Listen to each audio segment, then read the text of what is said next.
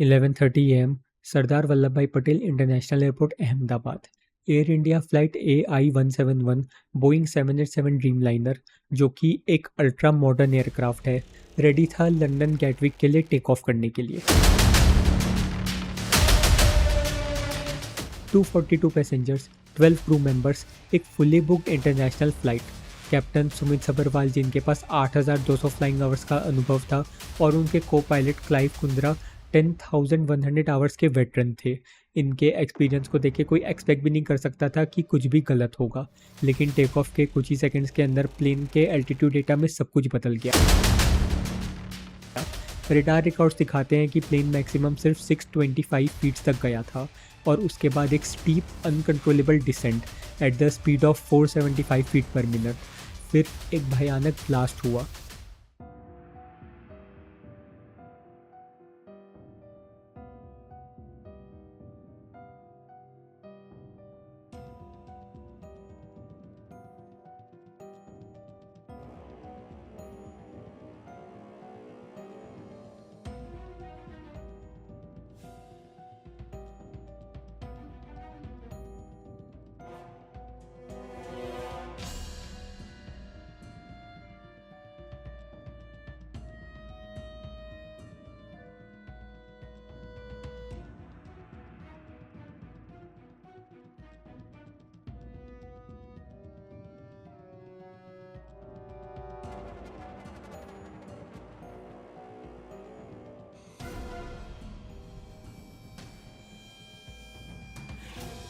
और सबसे disturbing part ये था, प्लेन ने क्रैश किया अहमदाबाद के बीजे मेडिकल कॉलेज कैंपस के ऊपर। उस समय लंच टाइम चल रहा था। बहुत सारे मेडिकल स्टूडेंट कैंटीन एरिया में थे। इसकी वजह से डबल ट्रेजिडी हो गई। प्लेन में 242 लोग मरे, और ग्राउंड पे भी 50 से ज़्यादा लोग अपनी जान गंवा बैठे। ये दुनिया के लिए एक शॉकिंग मोमेंट था, क्योंकि बोइंग 787 ड्रीमलाइनर, जो 2009 में लॉन्च हुआ था, इस टाइप का पहला फुल लॉस क्रैश रिपोर्ट हुआ था। इससे पहले सिर्फ माइनर इंसिडेंट्स हुए थे, जैसे कि इलेक्ट्रिकल फॉल्स या इन फ्लाइट फायर जैसे केसेस रिपोर्ट हुए थे, लेकिन ये कंप्लीट एयरक्राफ्ट डिस्ट्रक्शन एक ग्लोबल हेडलाइन बन गया। इनिशियल ATC यानी एयर ट्रैफिक कंट्रोल डेटा कहता है कि पायलट ने टेक ऑफ के तुरंत बाद मेडे कॉल इशू की थी, पर जब ATC ने कांटेक्ट करना चाहा, नो रिस्पॉन्स। कुछ ही पल बाद फायरबॉल स्काई में दिखा। एक्सपर्ट्स के कहने पर एक और चीज़ सामने आई। Despite clear weather, no turbulence and no visibility issues, plane ने लिफ्ट लूज क्यों की? आइट विटनेस अकाउंट्स कह रहे हैं कि प्लेन परफेक्टली अलाइन था, स्टेबल टेक ऑफ दिख रहा था, पर suddenly it just nose dived. अब स्पेकुलेशन ये हैं कि इंजन फेलियर हो सकता है, या बर्ड स्ट्राइक हो सकती है, या पायलट एरर हो सकता है, या फ्यूल ओवरलोड, या मिस कैलकुलेटेड वेट भी हो सकता है। लेकिन सब क्रिटिकल क्लूज, टेल सेक्शन जहां ब्लैक बॉक्स होता है, वो इंटैक्ट मिला। इसका मतलब ब्लैक बॉक्स से जो डेटा निकलेगा वो शायद हमें सच बताएगा कि इंडिया के एविएशन हिस्ट्री का यह सबसे बड़ा क्रैश कैसे हुआ।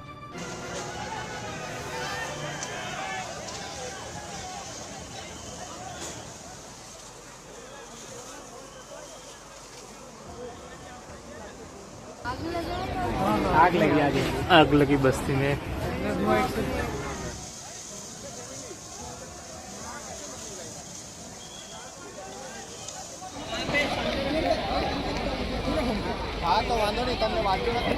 क्रैश के सिर्फ कुछ घंटों बाद व्हाट्सएप पे मैसेजेस वायरल होने लगे।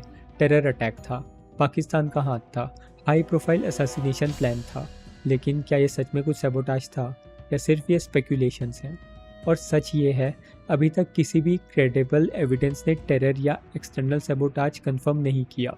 जो ज़्यादा क्रेडिबल पॉसिबिलिटीज़ हैं वो हैं dual engine failure, pilot terror, या bird strike. System malfunction with straps और हाइड्रोलिक सिस्टम्स। जब क्रैश के फुटेज को एनालिसिस किया गया, एक चीज़ क्लियर थी, प्लेन क्रैश होने से पहले भी कंट्रोल में लग रहा था। ना कभी टिल्ट हुआ, ना वॉबल हुआ, ना ही स्टॉल। प्लेन ने एक परफेक्ट स्टेबल स्ट्रेट लाइन में नीचे गिरना स्टार्ट किया। ये सडन अनकंट्रोलेबल नोज टाइप नहीं था, जो टिपिकली इंजन फेलियर में होता है। एक्सपर्ट्स कह रहे हैं या तो बोथ इंजन फेल हो गए एक साथ, जो कि rarest of the rare case है, या पायलट ने गलती से फ्लैप्स हटा दिए टेक ऑफ के जस्ट सेकंड बाद। फ्लैप्स, जैसे आप जानते हैं, प्लेन को टेक ऑफ में लिफ्ट देने में मदद करते हैं। अगर फ्लैप ज़ीरो हो जाए, प्लेन लिफ्ट नहीं करे। एक और क्लू है, व्हील्स डाउन पोजीशन में ही थे क्रैश के टाइम पे। जब प्लेन 400 फीट क्रॉस कर लेता है तो गियर्स नॉर्मली रिट्रैक्ट कर दिए जाते हैं, तो या तो पायलट ने गियर अप नहीं किया या उसने गियर की जगह गलती से फ्लैप्स हटा दिए। ऐसे में एक्सपर्ट्स कह रहे हैं शायद ये क्लासिकल केस हो सकता है लो एल्टीट्यूड पायलट एरर का, जहां टाइम ही नहीं था रिकवरी का। लेकिन क्या सिर्फ पायलट ही रिस्पॉन्सिबल है? क्या मेंटेनेंस चेक रिस्पॉन्सिबल नहीं है? क्या एयरक्राफ्ट फैटिग रिस्पॉन्सिबल नहीं है? क्या ब्लोइंग के डिज़ाइन फ्लॉग रिस्पॉन्सिबल नहीं है? अब ये सब कुछ इन्वेस्टिगेट हो रहा है और सबकी आंखें ब्लैक बॉक्स पर लगी हैं, जिसमें होता है फ्लाइट डेटा रिकॉर्डर और कॉकपिट वॉइस रिकॉर्डर, जिससे पता चलेगा पायलट ने क्या बोला, अलार्म क्यों बजा, फ्लैप और इंजन का रियल टाइम डेटा क्या था। तब तक कॉन्स्पिरेसी थ्योरी से दूर रहिए, सच वही है जो ब्लैक बॉक्स दिखाएगा। प्लेन तो क्रैश हो गया, अब क्रैश के बाद जो हमारे देश का ट्रेडिशन है ब्लेम गेम, उसकी शुरुआत हो गई है। सबसे पहले बोइंग को ब्लेम किया जा रहा है और सही भी है, क्योंकि बोइंग 787 ड्रीमलाइनर, जिसे कभी सेफेस्ट और मोस्ट रिलायबल कहा गया था, उसका ये पहला कंप्लीट हल लॉस क्रैश है। पहली बार दुनिया भर में इस मॉडल की क्रेडिबिलिटी पर सवाल उठ रहे हैं। एक्सपर्ट्स कह रहे हैं कि 787 एक मॉडर्न एयरक्राफ्ट है, बट बहुत सारे रिपोर्ट्स ये सजेस्ट करते हैं कि इसकी मैन्युफैक्चरिंग में शॉर्टकट लिए गए थे। 2014 में जब ये पर्टिकुलर एयरक्राफ्ट एयर इंडिया को मिला था, तभी बोइंग पर ऑलरेडी इन्वेस्टिगेशन चल रहे थे। विसल ब्लोअर जैसे कि सैम सेल्फोर्ड, एक senior Boeing engineer, New York times को बताते हैं कि बोइंग ने असेंबली लाइन पर क्वालिटी कंट्रोल के नाम पर नाटक किया था। एक लाइन याद रखना, I literally saw people jumping on airplane parts to force them to align. अब सोच के देखो, एयरक्राफ्ट पार्ट्स को जोड़ने के लिए इंजीनियर जंप कर रहे हैं, ये है वर्ल्ड क्लास इंजीनियरिंग। तो अगर एयरक्राफ्ट स्ट्रक्चरली कंप्रोमाइज था और अगर फैटिग की वजह से क्रैक हुआ या इंजन फेल हुआ, तो बोइंग के सीईओ से लेकर सप्लाई चेन तक सबको अकाउंटेबल होना चाहिए। लेकिन ब्लेम गेम सिर्फ बोइंग तक नहीं है, अब बारी है टाटा ग्रुप की, क्योंकि एयर इंडिया अब उनका है। टाटा ने जब एयर इंडिया को लिया था तब लोगों में होप थी, लगा था कि एक प्राइवेट ट्रस्टेड इंडियन ब्रांड अब इस देश की एयरलाइन को रिवाइव करेगा। पर जब से हैंगओवर हुआ है, सोशल मीडिया और एविएशन रिपोर्ट्स बार बार ये कह रही हैं इन फ्लाइट एंटरटेनमेंट काम नहीं कर रहा, एयर कंडीशनर्स डेड हैं, सीट्स टॉन हैं, वॉशरूम्स क्लॉग्ड हैं, केबिन क्रू ओवरवर्कड है। लेकिन लोग तब भी एडजस्ट कर रहे हैं किसी तरह। पर क्वेश्चन ये है, क्या सेफ्टी और मेंटेनेंस में भी एडजस्ट किया जा रहा था? क्या टाटा ने एयरक्राफ्ट इंस्पेक्शन, इंजीनियरिंग ऑडिट्स और टेक्निकल हायरिंग को इग्नोर किया? क्योंकि अगर आप पैसेंजर्स कंफर्ट इग्नोर करो एक बात है, लेकिन अगर इंजन चेक्स, फ्यूल कैलिब्रेशन और हाइड्रोलिक सिस्टम की सर्विसिंग इग्नोर हुई तो वो क्रिमिनल नेग्लिजेंस है। तो टाटा के लिए अब ये सिर्फ एक ब्रांड डैमेज नहीं, ये उनकी रेप्यूटेशन, उनके विजन, उनके पुअर एविएशन वेंचर के एग्जिस्टेंशियल मोमेंट है। जैसे जैसे इन्वेस्टिगेशन आगे बढ़ेगी, हर स्टेक होल्डर से सवाल होंगे। बोइंग से कि क्या आपने कॉम्प्रोमाइज़ किया था डिज़ाइन पे, टाटा से कि क्या आपने कॉम्प्रोमाइज़ किया था सेफ्टी पे, और डीजीसीए से कि क्या आप सो रहे थे। और जब हम इस क्रैश के इन्वेस्टिगेशन में घुसते जा रहे हैं, एक डिस्टर्बिंग पैटर्न इमर्ज हो रहा है। क्रैश के सिर्फ 3 दिन बाद एक और ड्रीमलाइनर जो लंदन से चेन्नई आया, उसमें फ्लैप फेलियर रिपोर्ट होता है, इमरजेंसी लैंडिंग होती है। फिर अगले ही दिन एक और Air India Dreamliner Ahmedabad to London again same engine issue की वजह से कैंसिल हो जाता है।